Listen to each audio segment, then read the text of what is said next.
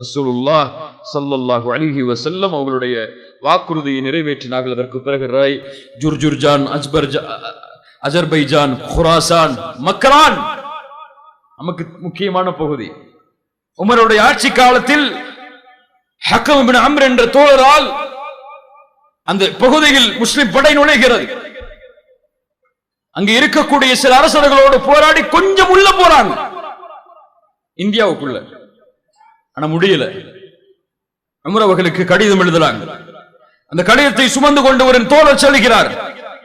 Umar அவர்கள் அந்த தோழரிடத்திலே மக்கரானை பற்றி விசாரிக்கிறார்கள். இன்னைக்கு பாகிஸ்தான், அது முன்னாடி இந்தியா. கேட்டார்கள் அந்த நாடு எப்படி? உமர் அவர்களிடத்திலே சொல்லுகிறார்கள், யா அமீர் அல் முஃமினீன் அர்துன் சஹ்லுஹா ஜபல், ஒரு பூமி அது, நீண்டமான நிலப்பரப்பு, ஆனால் மலைகளால் சூழ்ந்திருக்கிறது. ஒமாஉஹா வஷல், அதனுடைய நீரோ கொஞ்சம் மண் கலந்து காணப்படுகிறது. அதனுடைய அதிலே பேரித்தம்பளம் இருக்கிறது, ஆனால் பழம் இல்லை. அது அவர்களுடைய எதிரிகள் எல்லாம், அந்த நாட்டில் இருக்கக்கூடிய வீரர்கள் எல்லாம், படை வீரர்கள் எல்லாம் பலம் உள்ளவர்களாக இருக்கிறார்கள், போர் வீரர்களாக இருக்கிறார்கள்.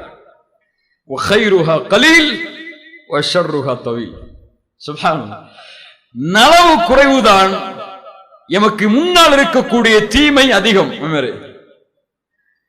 நலவு குறைவு, அந்த குறைவான நலவும் வீணானதுதான். நம்ம முன்னாடி பார்த்ததை விட இனிமே பார்க்க போறது கொஞ்சம் அதிகமா இருக்கும் அப்படிங்கிறாங்க.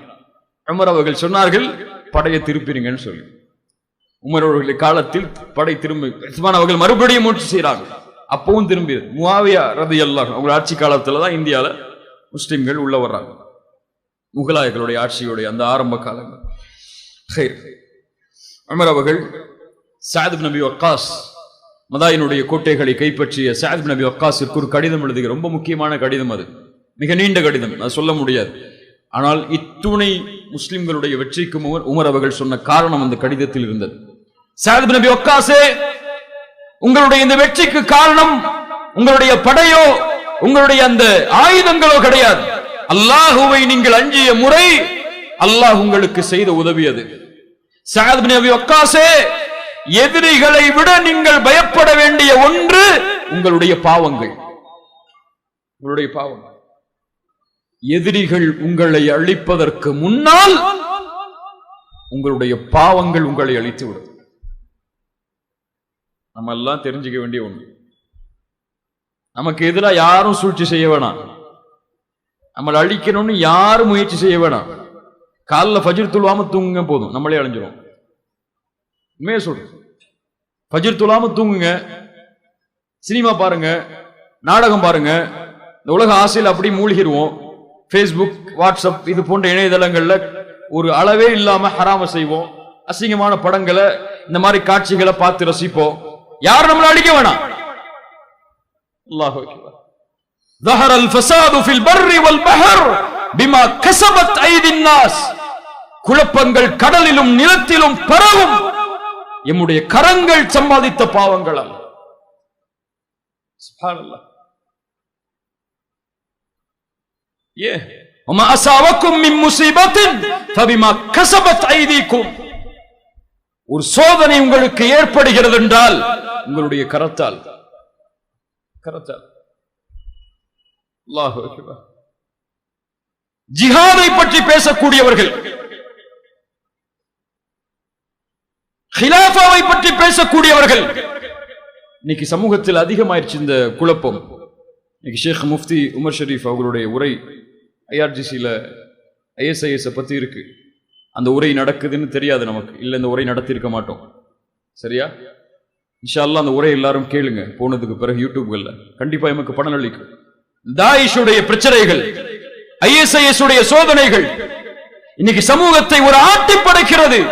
இல்ம் இல்லாத காரணத்தால் எதன் பக்கம் அழைத்தாலும் வாலிபர்கள் செல்கிறார்கள். அதான் இன்னைக்கு சினிமா கலைக்கிறானா ஒரு கூட்டம் சினிமா பைத்தியமா இருக்கு, ஒரு கூட்டம் ஏதாவது ஒரு அகலே குர்ஆன் அழைக்கிறானா அங்க போயிருது. எதன் பக்கம் செல்வதென்று வழி தெரியாமல் யார் அழைச்சாலும் போயிடறான். அதான் இன்னைக்கு வாலிபர்களுடைய மூளை சர்வ சாதாரணமாக ரொம்ப லேசா இருக்கு. அல்லாஹ் பாதுகாப்போம். இல்மை தேடி பயணியுங்கள் என் சமூகத்தின் வாலிபர்களே. மார்க்க கல்வியில் உறுதியாகுங்கள். சத்தியம் எது, அசத்தியம் எது, யார் உண்மையாளர்கள் யார் பொய்யர்கள் என்று பிரித்தறிய கற்றுக்கொள்ளுங்கள்.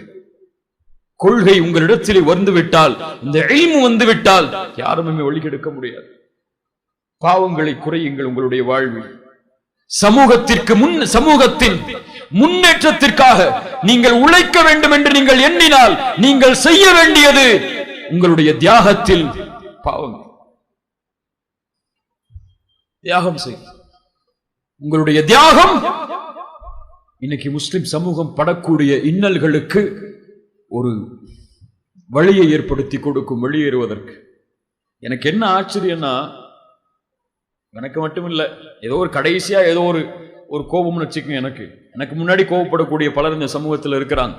சமூக பணிகள்ல, சமூகத்திற்காக உழைக்கக்கூடியவர்கள்ல, உலக நாடுகள்ல முஸ்லிம்களுக்கு அவ்வளோ பிரச்சனைகள் நடந்துட்டு இருக்கு. மியான்மர்ல 10 லட்சம் முஸ்லிம்கள் அகதிகளா சாப்பாட்டுக்கு வழி இல்லாம உட்கார்ந்து இருக்காங்க. சரியா? அவங்களுக்கெல்லாம் நீங்க உதவி செய்ய வேணாம், துவா செய்ய வேணாம், நீங்க எதுவும் செய்யாம கூட இருங்க. இவ்வளவு சோதனையில் ஒரு சமூகம் நிற்கும் பொழுது கூட சினிமா தியேட்டர்ல முதல் வரிசையில சஃப்ல நிப்பீங்களோ, அது நினைச்சாதான் வருத்தமா இருக்கு. இந்த நடிகர்களுக்கு பின்னால், இந்த கலாச்சார சீரழிவுகளுக்கு பின்னால் ஒரு பெரும் கூட்டம் அல்ல, அல்ஹம்துலில்லாஹ், ஒரு பெரும் சமூகத்தின் வாலிபர்களுடைய மாற்றம் இருக்கிறது. ஆனால் சிறிய கூட்டமும் சமூகத்தில் மாற்றப்பட வேண்டும். முஸ்லிம் பெண்களுடைய நிலைமையை பாருங்க. இன்னைக்கு என்ன நிலைமை நம்ம சமூகத்தில் என்ன ஆகுது? அவங்களுடைய உயிர்கள் எல்லாம், அவங்களுடைய கற்புகள் எல்லாம். யாரை குறை சொல்லுவீங்க நீங்க? அவர்களையா? யாரை குறை சொல்லணும்? யார் மேல கோவப்படணும்? நம்ம மேல தானே கோவப்படணும். நம்ம நம் தீனை, நம் கண்ணியத்தை நாம் பாதுகாக்க கற்றுக்கொள்ளாத பொழுது யார் பாதுகாப்பார்கள்? குர்ஆன், ஹதீஸ் எம்மை வழிகாட்டுவதற்கு இருக்கிறது. ஆனால் குர்ஆனை திறந்து படிப்பதற்கு நமக்கு நேரம் கிடையாது. போன ரமதான்ல தொட்டவங்க இருப்பாங்க குர்ஆனை. சுப்ஹானல்லாஹ். அல்லாஹ் ரப்பல் ஆலமீன் நம்மை சீர்படுத்துவானாக. சஅத் இப்னு அபி வக்காஸ் அவர்களுக்கு சொன்ன அறிவுரை உமர் அவர்கள் அதுதான். உங்களுடைய பாவங்கள் எதிரிகளை விட மோசமானவர்கள்.